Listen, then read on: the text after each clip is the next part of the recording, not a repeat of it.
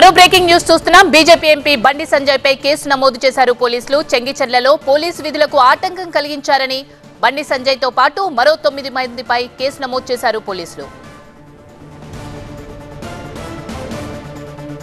మేడ్చల్ జిల్లా చెంగిచెర్లలో హోలీ ఘర్షణలో గాయపడిన వారిని పరామర్శించేందుకు నిన్న వెళ్లిన బండి సంజయ్ ను పోలీసులు అడ్డుకున్నారు.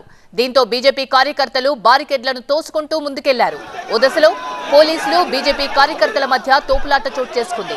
ఉద్రిక్తత మధ్య బండి సంజయ్ పర్యటన సాగింది.